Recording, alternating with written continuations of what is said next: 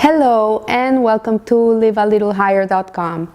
Today we continue with the learning of Shalom Bayit with the book of Rabbi Isaac Ginsburg, The Mystery of Marriage. And we're beginning chapter 15 where it talks about modesty and mystery.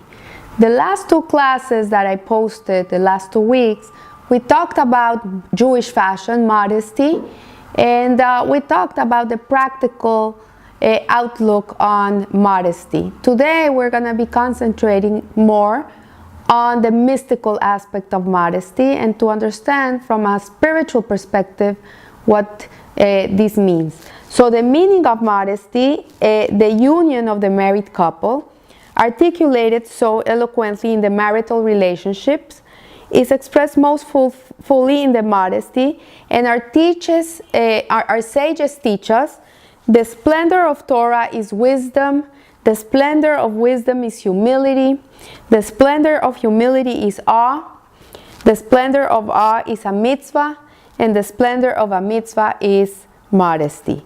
So modesty, tzniut, concealment means it's a very important aspect of the relationship between a husband and a wife, and the relationship between us and Hashem too, and us and others. And the biblical source of the concept that modesty is the apex of divine service is the well-known verse from Micah, where it says, "It has been told you, O man, what is good, and what God asks of you. Only that you do justice, love, kindness, and walk modestly with Hashem." So here we see that the Micah is telling us these three very important ways of serving God, which is righteousness, justice, love and kindness, and walking modestly with God. So let's see what this aspect of modesty means. And he says here that the sages say 630 mitzvot were given through Moses, and Micah came and established them on. He encapsulated these 630 mitzvot into these three ways of serving God, which is justice, love, kindness, and modesty with God. Why is the splendor of a mitzvah? It's modesty. Why? And why is modesty the apex of divine service? So why doesn't everything end up coming to modesty?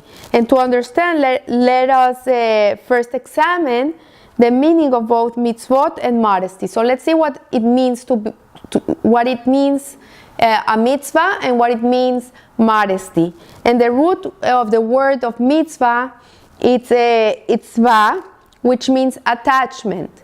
Mitzvah means to attach to Hashem. It's like we're connected to Him through 613 threads, and each one of these threads gives us a connection to God. So when a person severs one of these threads, his connection to God is going to be less powerful than if he kept the 613 connections alive.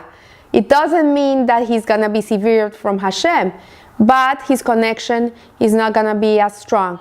So the beauty is that when a person does teshuvah, and so for example he doesn't keep Shabbat, that thread that connects Shabbat from you to Hashem, it's cut, it's disconnected.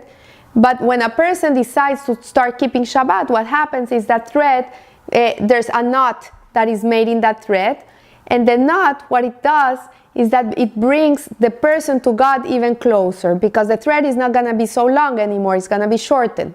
So that's the power of teshuvah. So here it says that the root of the word mitzvah, it's connection, attachment, and there are two general categories of mitzvot. One is our duties with Hashem, our relationship with God, and the other one is our duties with our fellow men. And a mitzvah between man and God connects the soul to God, and a mitzvah between a man and a man, between a fellow and a fellow, connects one soul to another soul. So it is customary to think that modesty, tzniut, as it's known in Hebrew, is expressed by the way one dresses. And it's one of the aspects of tzniut, is the way you dress. There are certain guidelines, as I said before. You have to cover your elbows, you have to cover your neckline, you cannot wear very short skirts, they have to be longer than your knee, fall below your knee. For men, there's also guidelines in the way they dress and how they should present themselves.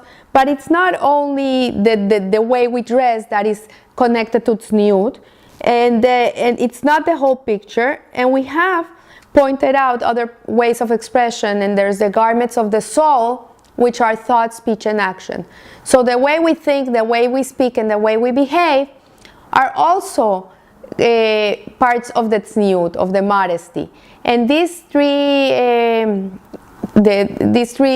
ways of behavior, in thought, in speech, and in action, are called the garments of the soul. It's what dresses the neshama. And as I said before, a dress, you can change it all the time. You can change your dress 20 times in one day.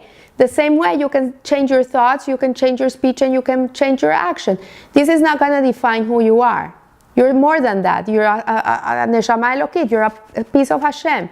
But the expression that you have in the world is what you are projecting into the world. So the modesty is also expressed by the way one dresses himself. So his spiritual garments, modesty in action, means taking care to move. We have to be careful in not to draw attention to ourselves, from other people and from ourselves. We ourselves should not be drawing attention us to us. And this is what it means. Modesty in speech means taking care not to overtly refer to oneself. Like there's people that all day they're talking about themselves, good or bad. They can be saying horrible things about themselves, or they can be saying very good things about themselves. But either way, one should not be talking about oneself. One should not be talking about anybody, but oneself too. So modesty in thought means not exaggerating one's self-image in his own mind. Like a person maybe he's a little lazy, but then he makes this whole image of himself that he's a bum, you know? So this is what it means. Like you should not imagine yourself. You should just be. So the upper limit of this is the state of consciousness wherein one does not think of oneself at all. This is the ultimate, is that we should not be thinking about ourselves. The ultimate expression of modesty, thus, is in the ways one thinks. So the negation of self focuses that characterizes modesty. However, is not something that one deliberately imposes on his way of thinking, talking, acting, or dressing. It's not that you say, okay, I'm going to think about myself all day. You don't think like that. It just comes into your head. So the deliberate attempt to nullify one's self's orientation is an act of humility, really. It comes from a humble place, which is called anava, rather than modesty. In other words, the difference between modesty and humility is that whereas a humble person nullifies his ego, a modest person transcends his ego. So what we're trying to do here is not that we're going to get rid of ourselves and we're going to put ourselves in a closet and never look at ourselves again. That's not what the Rabbi Ginsburg is saying. What he's saying is that we have to transcend our ego. We have to use it for the service of God and not make ourselves so important.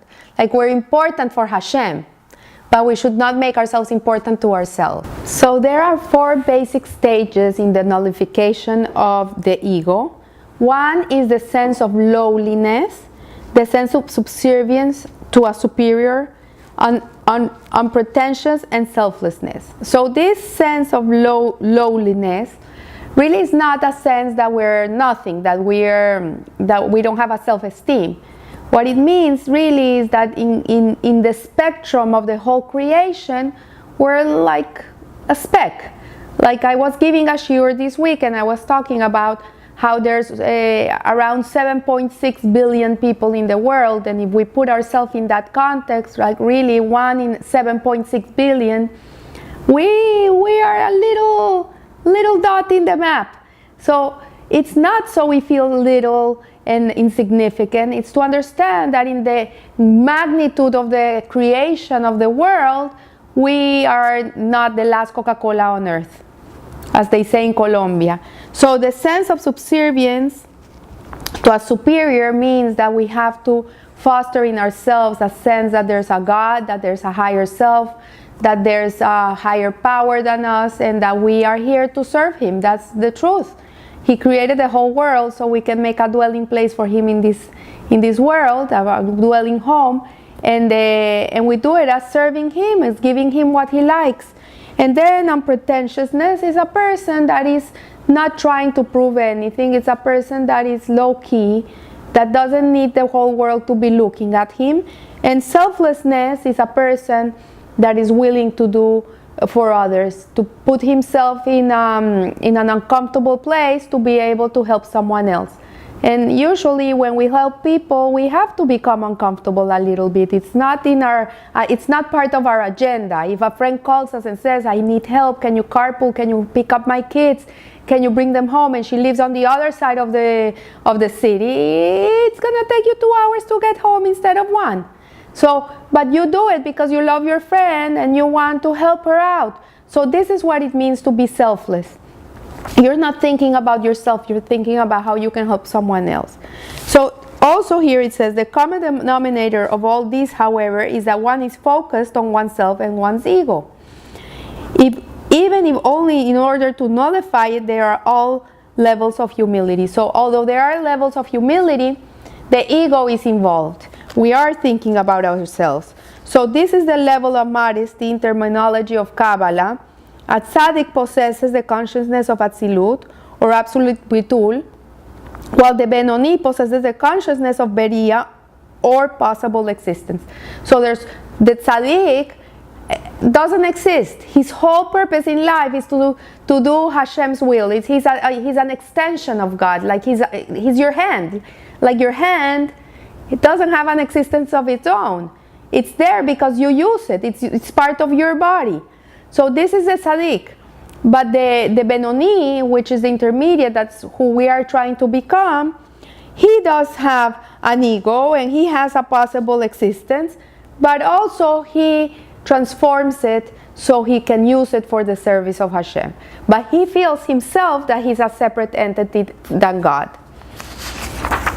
And cultivating modesty, in contrast, means rising above the spiritual conflict involved in the process of actively refining one's lower self and expressing instead one's earnest, sincere connection to Hashem. So modesty means that we want to really be close to God, that we really want to do what Hashem wants us to do, that we want to be part of Him in this world. And by virtue of this simple devotion, one's entire array of soul powers becomes oriented towards divinity. And this is what it's meant by transcending one's ego and being modest. So I leave you here. I wish you a beautiful, blessed week. And remember, live a little higher. Thank you.